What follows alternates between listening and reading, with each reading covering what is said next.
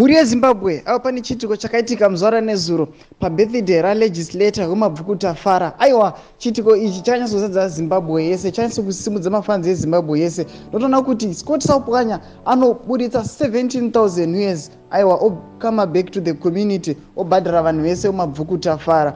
Muri yeZimbabwe akazvinatsa vavengi vake nekuti mazuva akapfuura aiwa vanhu vaiti anenge akurwara njere, vamwe vachimusvidzira zvakaipa, vamwe vachimusvidzira zvakanaka. Asi muri yeZimbabwe sada muendera mberi nemavhidhiyo anda kukuratidzai aya. Ava ndokukurudzira kuti bvawasubscribe, wolike, wotina on the bell icon. Kamwe chana maupdates andokupa pano paZim News Live. Nekuti chekutanga anonyadzisa vavengi vake nemashoko aya akataura. Wone mashoko akataura munzwe. Aiwa, ndinokutendai maita henyu. Mauya kunofara neni.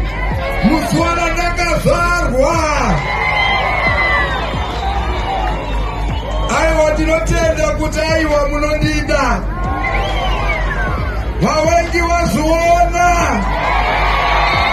Anoendera mberi obva akama back to the community, obva abuditsa 17,000 cash. Vanhu vese vakatarisa achiti ndiri kuendesa kumaheadmaster nezvikoro izvi. Wonai vhidhiyo riri kutevera iro. Tashinga Primary School. Yeah. Simudzai Primary School. Waya. Third Block Primary School. Yay! Mapinda kwenyuka. Simudzai Primary School. Atichiapa. Mabvuku Primary School.